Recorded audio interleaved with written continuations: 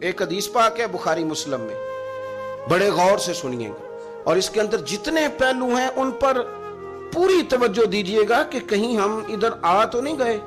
رسول پاک صلی اللہ علیہ وسلم نا ہمارے لیے سب سے بڑے حکیم ہیں، سب سے زیادہ حکمت حضور نے ہمیں بتلائی ہے کہ اس رستے چلو گے تو بچو گے، اس رستے جاؤ گے تو ہلاک ہو جاؤ گے۔ نبی کریم علیہ السلام نے فرمایا، بخاری مسلم ہے، فرمایا 7 ہلاک کرنے والی چیزوں سے بچنا، اگر ان میں تم چلے گئے تو ہلاک ہو جاؤ گے۔ 7 چیزیں ہیں جو تمہیں ہلاک کر دیں گے، برباد ہو جاؤ گے، تباہ ہو جاؤ گے، ہلاکت کا سفر ہے یہ، 7 چیزوں سے بچو۔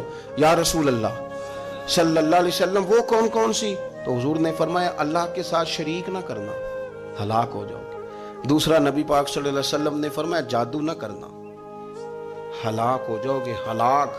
اور یار جسے حضور فرما رہے ہیں ہلاک ہو جائے گا، وہ بچے گا۔ نبی پاک صلی اللہ علیہ وسلم نے تیسرے نمبر پر فرمایا جس شخص کے قتل کرنے کو اللہ نے حرام قرار دیا ہے اسے قتل نہ کرنا، ہلاک ہو جاؤ گے۔ چوتھے نمبر پر رسول پاک علیہ السلام نے فرمایا سود نہ کبھی بھی کھانا، ہلاک ہو جاؤ گے، ہلاک۔ بڑی بڑی دلیلیں دی بینک والوں نے، بڑا سمجھایا تو عادی صاحب مان گئے، محترم مان گئے، کہنے لگے نہیں جی نہیں، وہ کاروبار میں لگاتے ہیں۔ بڑے بھولے بالے ہیں ہم، پتہ سارا ہے۔ اور دیکھو سب کاموں کے باوجود مستقل بینکوں میں پیسے اس اکاؤنٹ میں رکھے ہوئے ہیں جہاں سے مستقل سود آتا ہے۔ حضور نے فرمایا نہ کرنا یہ کام۔ تو کہتا ہے میں سود پہ پیسے لے کے کاروبار چمکاؤں گا، تیرے نبی پاک نے تو فرمایا تو ہلاک ہو جائے گا۔ تو کہتا ہے میں مل لگاؤں گا، حضور نے تو فرمایا ہلاکت ہے۔ تو کہتا ہے میں بڑا کچھ کر جاؤں گا تو ہلاکت ہے۔ اچھی طرح سمجھ لیں، اصل مال بھی ضائع ہو جاتا ہے اس بندے کا جو سود کا مال ملا لیتا ہے، اصل برکت بھی اڑ جاتی۔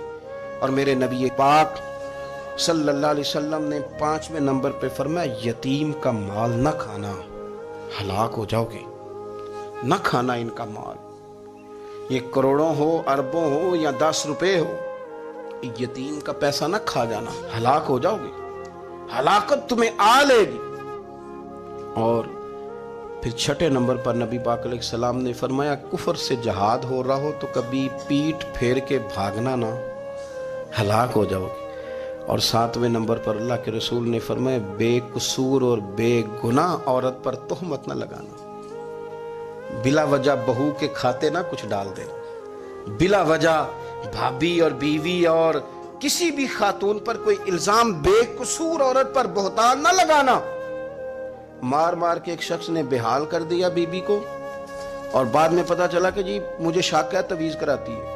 کیا آپ کی سوچ ہے؟ مسلمان اللہ کو ماننے والا اور اس باتوں پر الزام لگائے گا تویز کرا کے لاتی؟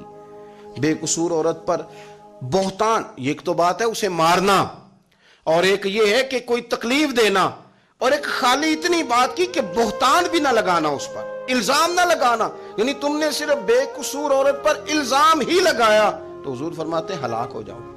یہ ہلاکت والا کام ہے، لیکن ہم بغیر سوچے سمجھے کہہ دیتے ہیں اس نے کہا ہے، اس نے کیا ہے، یہ کرتی ہے، یہ کام نہیں کرے۔ یہ 7 وہ چیزیں ہیں جو ہلاک کر دیں گی۔